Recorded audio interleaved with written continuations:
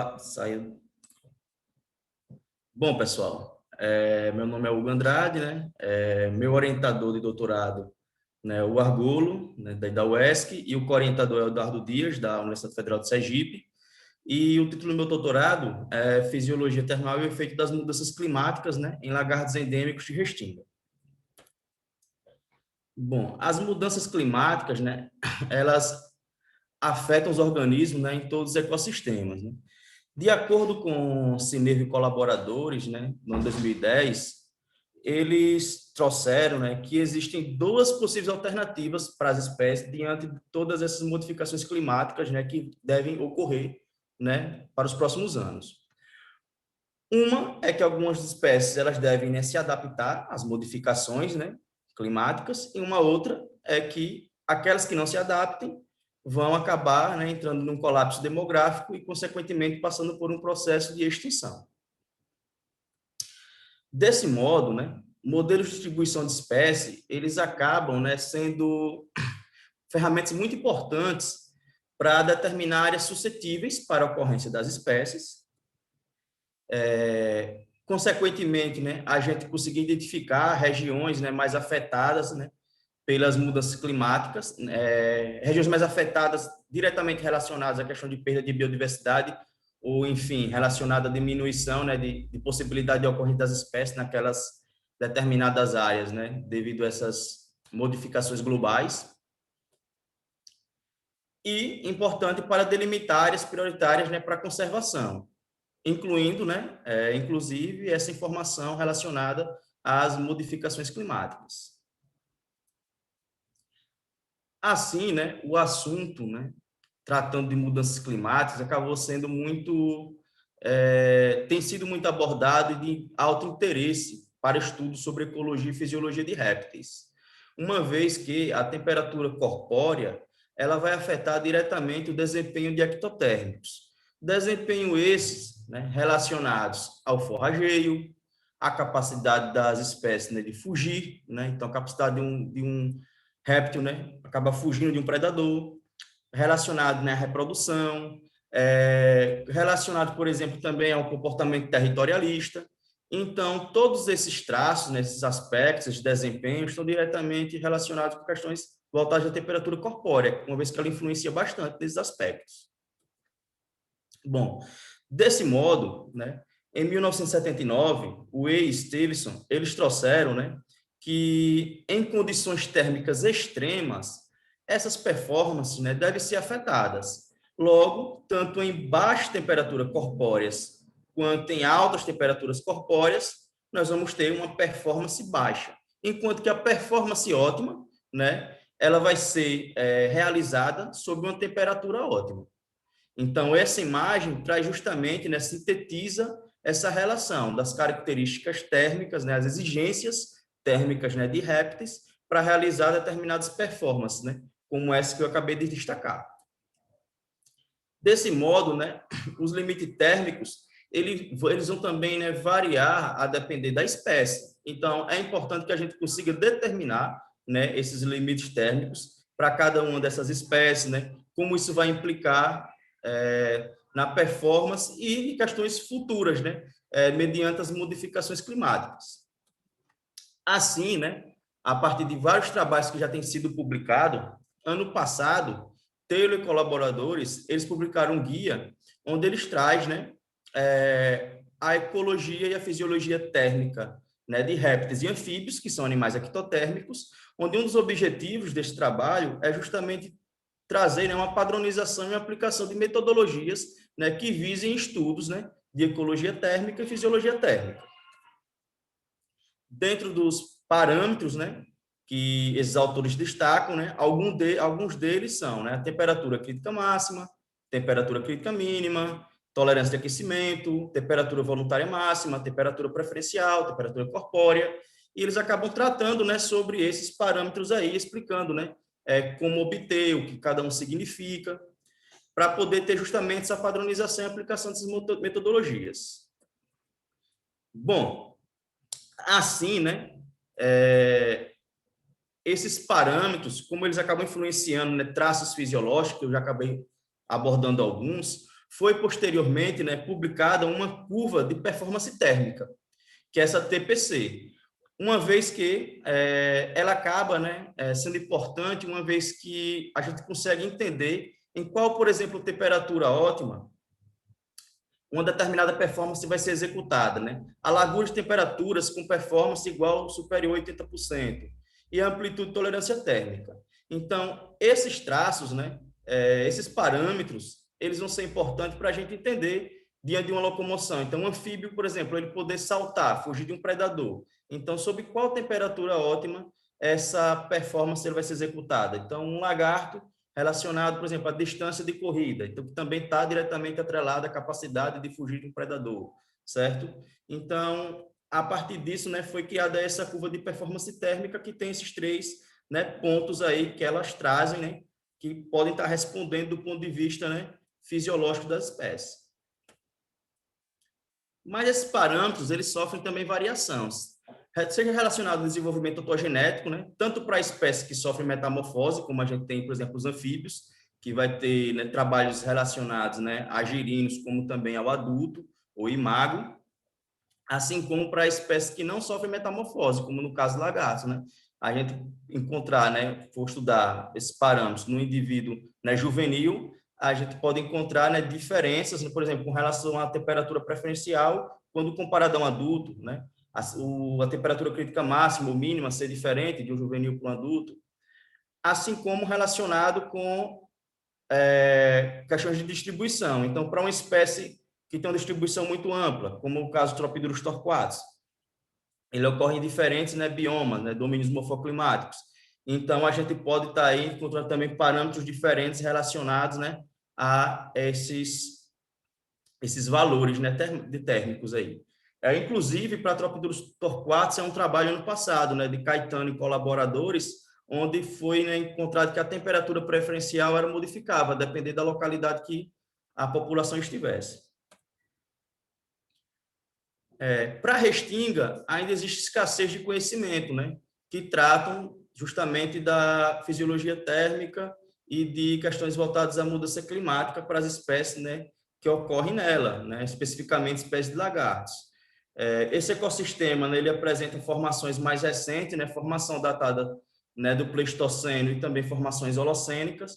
Essa imagem aqui, ela traz bem, né, a diferença, por exemplo, da formação pleistocênica, com essa areia, né, mais branca, enquanto que a holocênica apresenta essa coloração, né, ocre amarelada.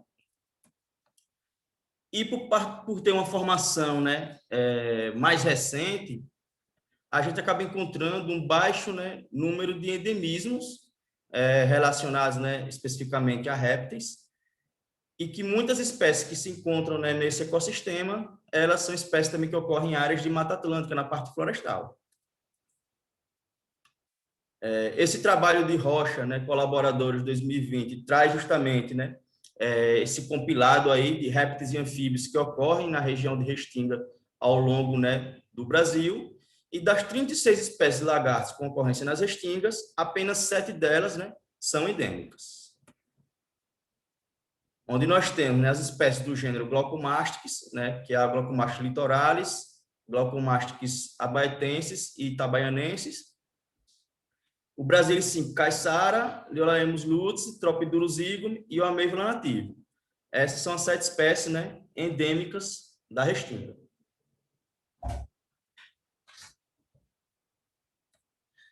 Desse modo, gente, a minha tese ela vai se dividir em 2 capítulos. O primeiro capítulo, eu vou tratar do futuro climático, né, de lagartos endêmicos da restinga, que são justamente essas 7 espécies. O objetivo geral do trabalho é predizer a distribuição potencial das espécies endêmicas da restinga no cenário atual e futuro, tendo como hipótese, né, que as mudanças climáticas devem afetar negativamente a distribuição das espécies. E, para isso, né, nossos objetivos específicos serão, né, descrever as variáveis que determinam a distribuição das espécies, quantificar a perda de ocorrência, né, das espécies, já que a gente vai ter, né, a modelagem no cenário atual. No futuro, a gente espera encontrar, né, uma menor ocorrência, né, de áreas, né, possíveis para a ocorrência das espécies, então a gente consegue quantificar isso também. Então, esse é um objetivo. E o terceiro é discutir a efetividade futura das unidades de proteção integral na conservação dessas espécies. Para isso, né, nós vamos coletar, né, as ocorrências das espécies a partir de trabalhos já publicados, né, a respeito delas. São espécies que já têm um alto número, inclusive, de trabalhos, né, para elas. E as variáveis bioclimáticas, né, nós vamos coletar a partir, né, do banco de dados do Chelsea, né, tanto variáveis, né, para o cenário atual quanto futuro. A escolha foi o Chelsea ao invés do WorldClim, porque de acordo com o CAR, colaboradores de 2016, né, dentro dos dados de estação, né, que são coletadas informações climáticas, o Chelsea ele inclui efeitos orográficos, né, de pequena escala. Então, isso acaba trazendo um melhor ajuste, né, aos dados bioclimáticos. Então, caso alguém também queira, né, fazer uma leitura nesse trabalho, eu posso depois estar compartilhando com vocês esse artigo. Então, esse foi o critério de ter escolhido o Chelsea, ao invés do WorldClim, para poder extrair as informações iniciais aí das variáveis bioclimáticas. 3 modelos, né, climáticos vão ser, né, realizados, são esses 3 aqui, para 2 cenários, né? O RCP 4.5, que ele traz a emissão intermediária, né, de CO2, e o RCP 8.5, que traz, né, a alta emissão de CO2. E vamos realizar o Assemble, né, utilizando 3 algoritmos, né, que é o ANN, o GLM e o CTA. Para os modelos de predições, nós vamos fazer o seguinte, né? Cada espécie, nós vamos realizar esse modelo 100 vezes, né?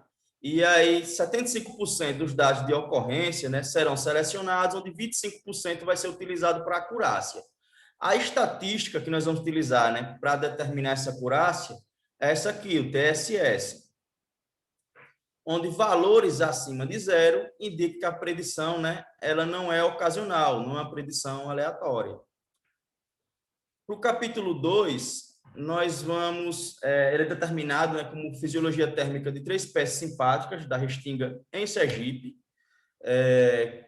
que é o Tropiduruzigme, Glaucomax tabaianensis e o Ameivola afins ocellifera. O objetivo geral vai ser descrever as características da fisiologia térmica das 3 espécies endêmicas da restinga em Sergipe. Nossas hipóteses, né, é que as espécies devem apresentar um alto limite térmico, né, relacionado à temperatura preferencial, né, CTmax e a VTmax. Assim, né, a gente acredita que elas vão alcançar uma temperatura ótima, mesmo sob alto valor de temperatura, e que a WT, né, delas, que no caso é a tolerância térmica, será baixa. Desse modo, né, nossos objetivos específicos é estabelecer os limites térmicos das 3 espécies, avaliar a diferença da fisiologia térmica em relação ao tamanho das espécies, já que nós vamos coletar indivíduos, né, juvenis e adultos, indivíduos muito pequenos, assim como, né, indivíduos grandes, maiores, né, e testar diferenças interespecíficas. Né? Agora, falando melhor um pouco sobre a espécie-alvo, né, o Tropiduruzigme é uma espécie que ocorre de Salvador, né, a Pirambu. Então, nesse mapa aqui ao lado, nesses pontos em amarelo, são justamente, né, os pontos de ocorrência de Tropiduruzigme, né, publicado no trabalho de Carvalho em 2013. Então, ela é uma espécie que tem período de atividade de 8, né, às 16 horas, e ela é ameaçada de extinção. Né? Desse modo, ela é uma das espécies-alvo do PAN, que é o Plano de Ação Nacional para a Conservação da Herpetofauna do Nordeste. Né? Esse aqui é o link do plano, né? Caso alguém depois queira obter, né, mais informações e outras espécies que fazem parte dele. Glaucomastix itabaianensis é uma espécie descrita recentemente, né, no ano de 2019.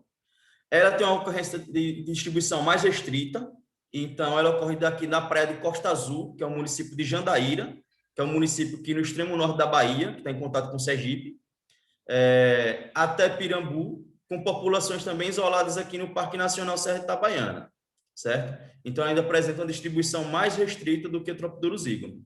E ela ainda não foi avaliada na lista de espécies ameaçadas.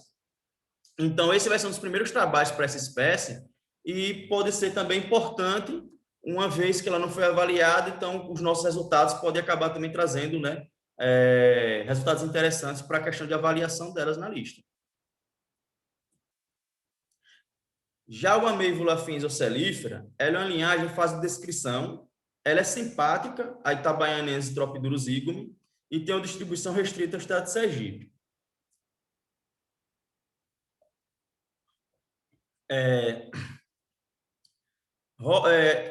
Miguel Rodrigues, né, no ano de 1987, ele, uma vez que ele publicou nesse trabalho para Tropidurus do grupo Torquatus, do qual o Igor faz parte, ele discutiu que as populações de Sergipe, do ocellífera, apresentavam diferenças morfológicas da localidade tipo, e que provavelmente, né, tratavam-se de outra linhagem.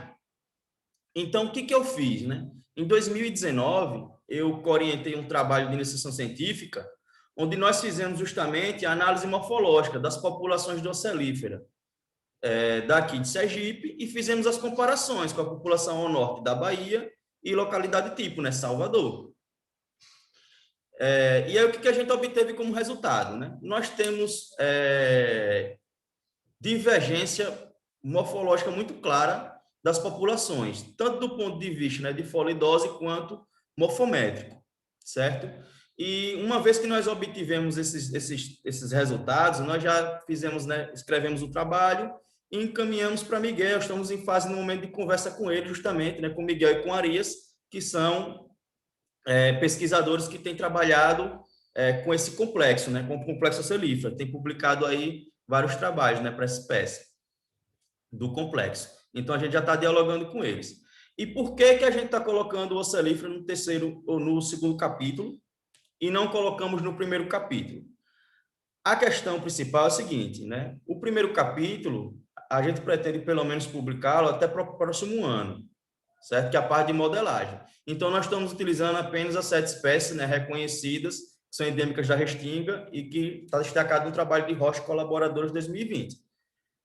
Essa parte de fisiologia térmica, eu acredito que até a publicação desse trabalho, a descrição, né, formal dessa linhagem de ocellífera que ocorre em Sergipe já tenha saído. Então, por isso que nós estamos adicionando, né, ela no segundo capítulo. Porque o momento que provavelmente a gente vai ter tempo, né, publicado esse trabalho, a descrição já tinha saído.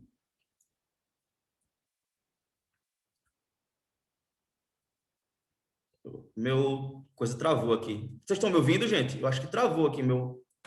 Não, tudo bem. Tá tudo tranquilo aqui. Agora foi. Aqui deu uma travada mesmo. E aí, a área de coleta, gente, vai ser o povoado Aguilhada, né? No município de Pirambu, aqui no estado de Sergipe. As coletas estão previstas, né, para a gente coletar em outubro de 2022 a abril de 2023. E outubro de 2023 a abril de 2024. A escolha do período é justamente porque traz o período seco e, consequentemente, a gente acaba encontrando mais indivíduos, né? Já que não vai ser o período chuvoso e, como a gente já realizou trabalhos nessa área, né, nós temos já dados preliminares, né? Então, nós temos essa noção de quanto que vai ter mais indivíduos aí para que a gente possa ter esses dados para poder realizar os testes experimentais, né? Fazer a coleta e levar para o laboratório para executar a parte experimental. Nós vamos, né, na parte experimental, né, os parâmetros serão mensurados a temperatura crítica máxima, temperatura crítica mínima, tolerância a aquecimento, temperatura voluntária máxima, temperatura voluntária mínima, temperatura preferencial, temperatura corpórea. E para a curva, né, de performance térmica, o traço utilizado vai ser a locomoção, né? Então, nós vamos ver, né, nessa parte de locomoção, né, em qual temperatura ótima, né, ele vai executar essa performance aí, esse traço. E para cada experimento, né, antes dele ser executado, nós vamos mensurar, né, o CRC e a massa dos indivíduos.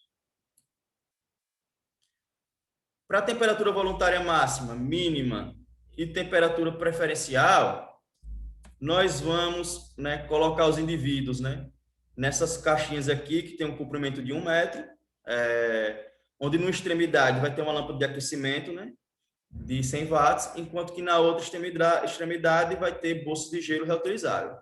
Então, isso vai promover um gradiente, né? Tem uma temperatura mais baixa, tem uma temperatura mais alta, né? Entre 15 a 40 graus. Aí a temperatura corpórea, né? Ela vai ser, né, mensurada, né, aferida de cada indivíduo, né, em intervalos de 5 minutos. Então, a cada 5 minutos, a gente vai aferir essa temperatura durante 2 horas. A temperatura preferencial, né, vai ser a média de todas as temperaturas corpóreas.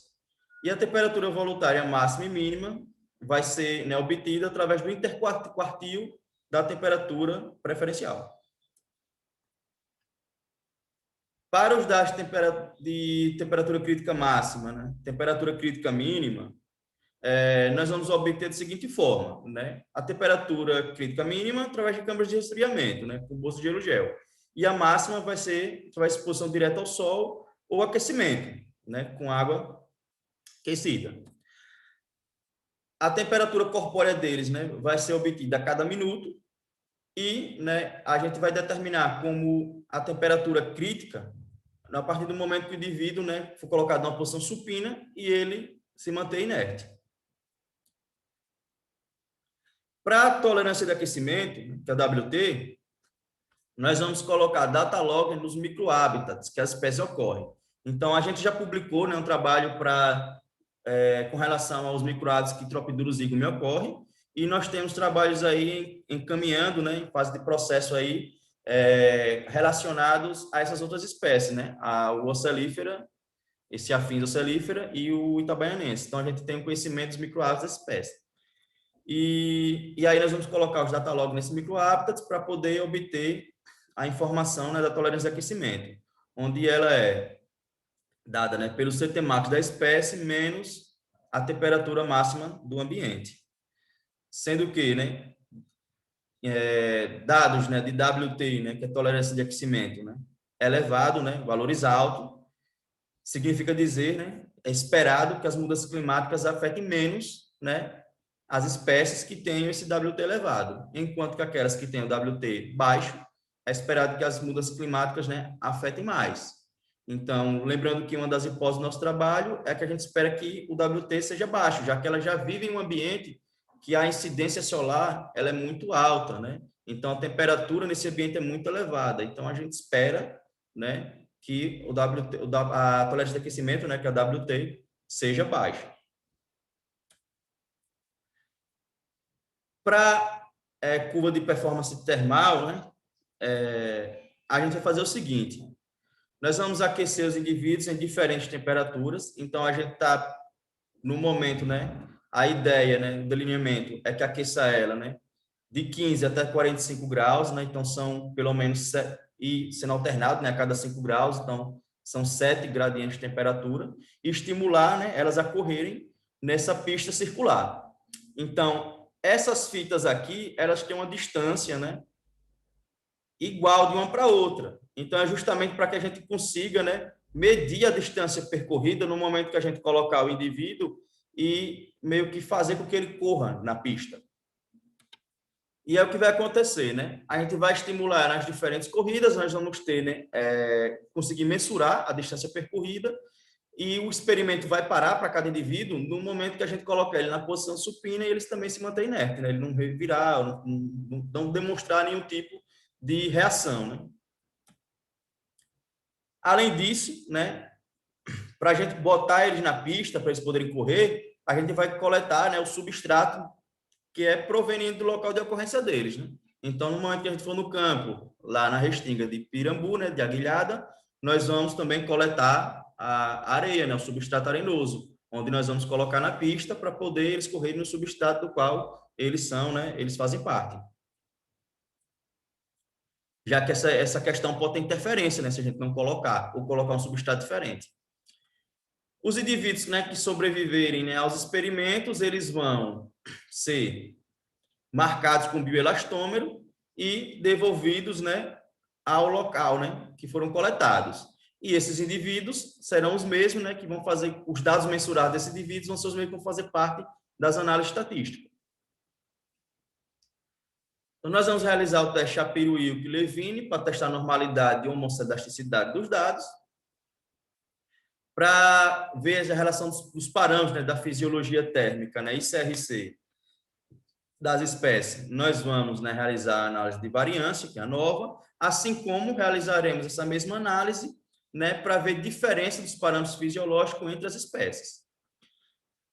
E para a curva de performance termal, nós vamos fazer, né, realizar um modelo misto, aditivo e generalizado, né, que é o GAN, utilizando a função GAN, os pacotes, né, MGCV e ggplot2. Como, né, o tamanho do indivíduo ele pode acabar influenciando, né, nos valores encontrados desses parâmetros, nós vamos utilizar o CRC como uma covariável. E todas as análises, né, vão ser executadas no R, né, tanto, né, para esse capítulo de fisiologia térmica, como também para o de modelagem, que é o primeiro capítulo. Então, desse modo, né, nós pretendemos publicar, né, os 2 capítulos, onde um capítulo, que é o de modelagem, a gente pretende publicar na ANAD Academia Brasileira de Ciência, e o segundo capítulo na Journal of Thermobiology. Então, o que nós temos até agora, né? Nesse momento, eu tenho uma planilha de dados com 72 registros para todas as 7 espécies. Isso, né, dos dados que a gente obteve através das publicações, né, que já foram realizados para essas espécies. Eu não sei até onde a gente vai conseguir mais registros, porque, como a gente está falando, são espécies endêmicas, então, são espécies mais restritas, então não deve ter muitas outras informações, certo? Eu me inscrevi no curso de modelagem e distribuição de espécie, né, usando o presente para prever o futuro, que vai ser ministrado por Luísa, né, de L. Vegas.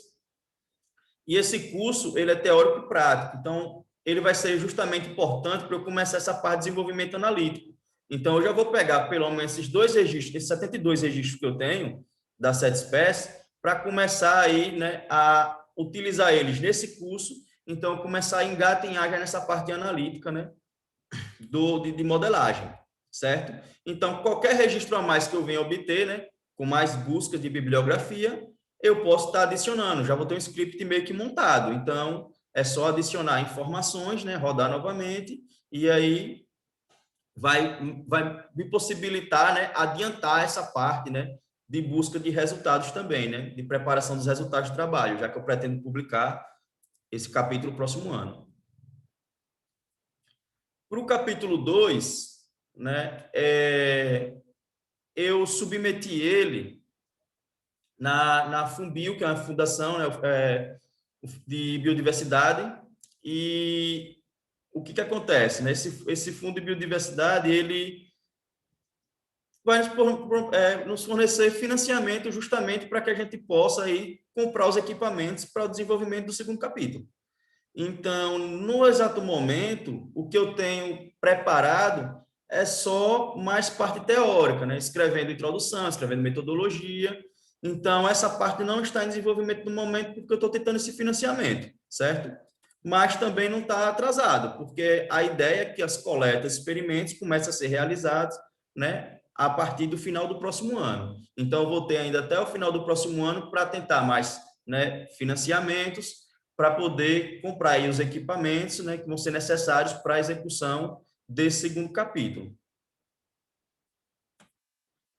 E é isso. Agora eu gostaria aí das sugestões de vocês para melhorar esse trabalho.